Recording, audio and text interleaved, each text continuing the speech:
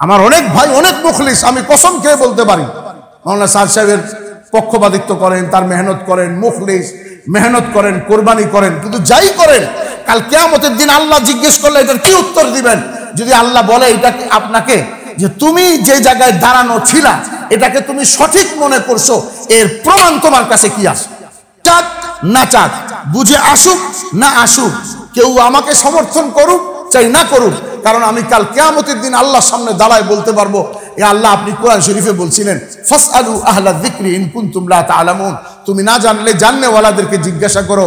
এ আল্লাহ ওই জামানায় আহমদ শফি, ওই জামানার বাবুনগরী, ওই জামানার নূর হোসেন কাসিমি, ওই জামানার মুফতি তকি উসমানী, ওই জামানার মুফতি রফি উসমানী, ওই জামানার এরকম ভাবে আব্দুল্লাহ দরখাস্তি, ওই জামানার মুফতি জারুলি খান, ওই জামানার মৌলানা ইব্রাহিম, ওই জামানার মৌলানা আবুল কাসিম নোমানী, ওই জামানার মৌলানা এরকম সাইদ আহমদ পালনপুরি, এরা সবাই যেহেতু বলছে সুরাই নিজামের সাথে মেহনত করতে, আয় আল্লাহ আমি ওনাকে মহব্বত করতাম, কিন্তু যেহেতু আমি নিজে এলেম রাখি না, আমি সমস্ত আলেমদেরকে মানছি, সুতরাং এ আল্লাহ আপনি আমাকে বদলা দেন, ওই সমস্ত আলেমকেও বদলা দেন।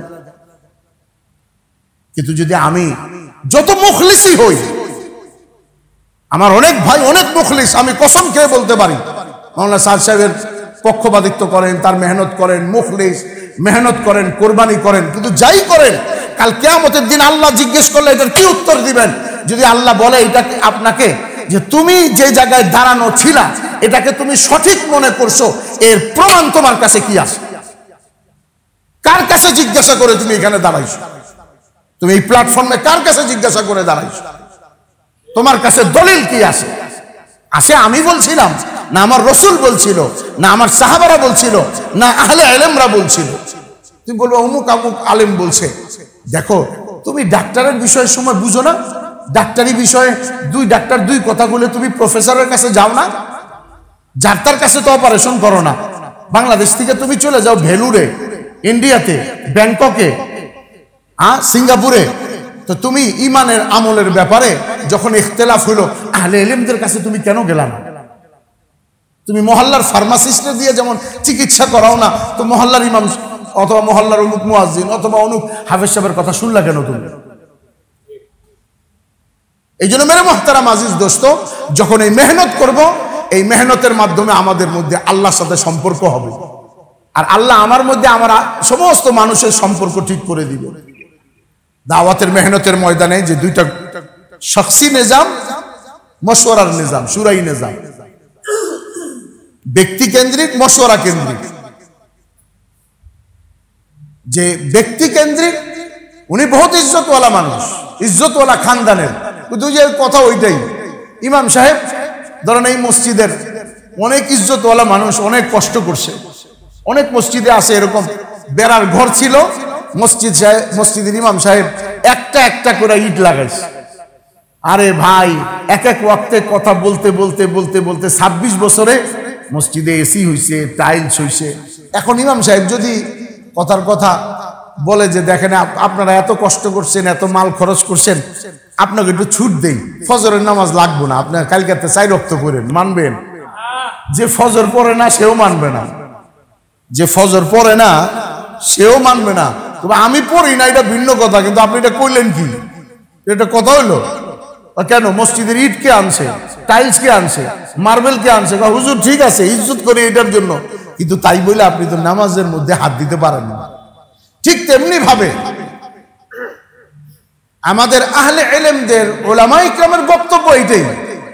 হযরত মাওলানা ইলিয়াস সাহেব রাহমাতুল্লাহ আলাইহির খানদান এত উঁচা, আমি আবারও বলি যে আমার গায়ের চামড়া দিয়ে তাদের খানদানের জুতা বানানো হইলেও হক আদায় হবে না, কিন্তু তাই বলে আহলে ইলমরা যে কথা বলছেন, সারা দুনিয়ার উলামায়ে কিরামরা যে প্ল্যাটফর্মে দাঁড়াইছেন, এখান থেকে সরে গেলে তখন আর সে কথা মানা যায় না। বাস এতটুকু কথাই উলামায়ে কিরামরা বলছেন। এই জন্যই বলছেন যে ব্যক্তিকে বাদ দিয়ে মশওয়ারা করে কাজটাকে চালাবে, কারণ মশওয়ারা দাওয়াত ও তাবলীগের মেহনতের ব্রেক। মন মতো চলবে না, কিয়ামত পর্যন্ত এই কাজ চলবে। ব্যক্তি আগের মতো আশরাফ আলী খুঁজে পাওয়া যাবে না, থানবী খুঁজে পাওয়া যাবে না, মাদানী খুঁজে পাওয়া যাবে না, আর মাসিহুল্লাহ খান খুঁজে পাওয়া যাবে না, আর কারি তৈয়ব রহমতুল্লাহ আলী খুঁজে পাওয়া যাবে না, এই জন্য বলছে মশওয়ারা করো, তো মশওয়ারার মধ্যে আল্লাহ বরকত রাখছে। এই জন্য ভাইদের কাছে দরখাস্ত, যারা ব্যক্তিকে মেনে চলতেছেন তাকে ভালোবাসেন, ইজ্জত করেন, সম্মান করেন, অফকোর্স অবশ্যই করেন, আমরাও করি, কিন্তু মেহনতটাকে রাখবো কোরআন সুন্নাহর আলোকে, আহলে ইলমদের পরামর্শে মিসি হই। আমার অনেক ভাই অনেক মুখলিস, আমি কসম খেয়ে বলতে পারি, মাওলানা স্যার সাহেবের পক্ষপাতিত্ব করেন, তার মেহনত করেন, মুখলিস, মেহনত করেন, কোরবানি করেন, কিন্তু যাই করেন কাল কিয়ামতের দিন আল্লাহ জিজ্ঞেস করলে এটার কি উত্তর দিবেন?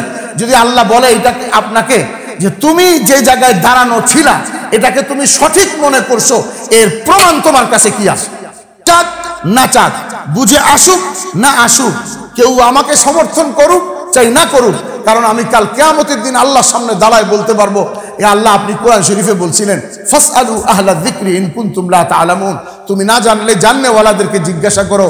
এ আল্লাহ ওই জামানায় আহমদ শফি, ওই জামানার বাবুনগরী, ওই জামানার নূর হোসেন কাসিমি, ওই জামানার মুফতি তকি উসমানী, ওই জামানার মুফতি রফি উসমানী, ওই জামানার এরকম ভাবে আব্দুল্লাহ দরখাস্তি, ওই জামানার মুফতি জারুলি খান, ওই জামানার মৌলানা ইব্রাহিম, ওই জামানার মৌলানা আবুল কাসিম নোমানি, ওই জামানার মৌলানা এরকম সাইদ আহমদ পালনপুরি, এরা সবাই যেহেতু বলছে শুরাই নিজামের সাথে মেহনত করতে, আয় আল্লাহ আমি ওনাকে মহব্বত করতাম, কিন্তু যেহেতু আমি নিজে এলেম রাখি না, আমি সমস্ত আলেমদেরকে মানছি, সুতরাং এ আল্লাহ আপনি আমাকে বদলা দেন, ওই সমস্ত আলেমকেও বদলা দেন। কিন্তু যদি আমি যত মুখলিসই হই, আমার অনেক ভাই অনেক মুখলিস, আমি কসম খেয়ে বলতে পারি, মাওলানা স্যার সাহেবের পক্ষপাতিত্ব করেন, তার মেহনত করেন, মুখলিস, মেহনত করেন, কোরবানি করেন, কিন্তু যাই করেন কাল কিয়ামতের দিন আল্লাহ জিজ্ঞেস করলে এটার কি উত্তর দিবেন? যদি আল্লাহ বলে এটা আপনাকে যে তুমি যে জায়গায় দাঁড়ানো ছিলা এটাকে তুমি সঠিক মনে করছো, এর প্রমাণ তোমার কাছে কি আছে? কার কাছে জিজ্ঞাসা করে তুমি এখানে দাঁড়াইছো? তুমি এই প্ল্যাটফর্মে কার কাছে জিজ্ঞাসা করে দাঁড়াইছো? তোমার কাছে দলিল কি আছে? আমি বলছিলাম না, আমার রসুল বলছিল না, আমার সাহাবারা বলছিল না, আহলে ইলমরা বলছিল? তুমি বলবো অমুক আমুক আলেম বলছে। দেখো, তুমি ডাক্তারের বিষয়ের সময় বুঝো না, ডাক্তারি বিষয়ে দুই ডাক্তার দুই কথা বলে তুমি প্রফেসরের কাছে যাও না, ডাক্তার কাছে তো অপারেশন করো না। বাংলাদেশ থেকে তুমি চলে যাও ভেলুরে, ইন্ডিয়াতে, ব্যাংককে, সিঙ্গাপুরে, তো তুমি ইমানের আমলের ব্যাপারে যখন ইখতিলাফ হলো আহলে ইলমদের কাছে তুমি কেন গেলা না? তুমি মহল্লার ফার্মাসিস্টে দিয়ে যেমন চিকিৎসা করাও না, তো মহল্লার ইমাম অথবা মহল্লার অমুক মুয়াজ্জিন অথবা অমুক হাফেজ সাহেবের কথা শুনলা কেন তুমি?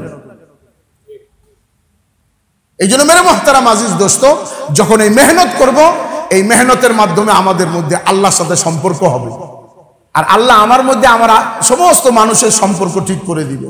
এই মেহনতের দ্বারা আমার ইমান ইসলাম ঠিক হবে, তাহলে কি হবে? আমার দুনিয়ার সমস্ত মাসলা আল্লাহ হল করবেন, আর আমার সমস্ত সমস্যার সমাধান যদি আল্লাহ করেন, তো দুনিয়ার কারো কোনো বাপের বেটার ক্ষমতা নাই যে আমাকে আমার পশম বাঁকা করতে পারে। আমার এক পশম বাঁকা করবে কারো কোনো ক্ষমতা নাই। আর আমি দিনভর মেহনত করব, আমল করব, আল্লাহর হুকুম পুরা করব, তো রাতের বেলা আল্লাহ তাআলা আমাকে প্রশান্তির ঘুম দিবেন, আমাকে অনুগত সন্তান দিবেন, চক্ষু শীতলতার স্ত্রী দিবেন, চাই সে আফ্রিকান কালো হাবশি হোক না কেন, এটা আল্লাহ তাআলার কাছে।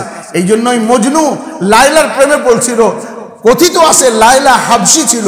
কেউ বলছিল, আরে বেটা তুই কালি কালুটি এই সিয়া ফাম এই কাইল্লার মধ্যে তুই কি এমন দেখছ যে তার প্রেমে পড়ছ? বুঝবি না, যদি আমার চোখ দিয়ে দেখতি তাইলে বুঝতি যে কালার মধ্যে কি আছে। আল্লাহ মহব্বত দিয়ে দিবে। আল্লাহ মহব্বতের জন্য অলংকারের মুখাপেক্ষী না, আল্লাহ মহব্বতের জন্য ভালো কাপড়ের মুখাপেক্ষী না। শর্ত হলে মেহনত করে আমাদের ভিতরে দ্বীনের পিপাসা তৈরি করতে হবে। তৈরি আছি তো ইনশাআল্লাহ।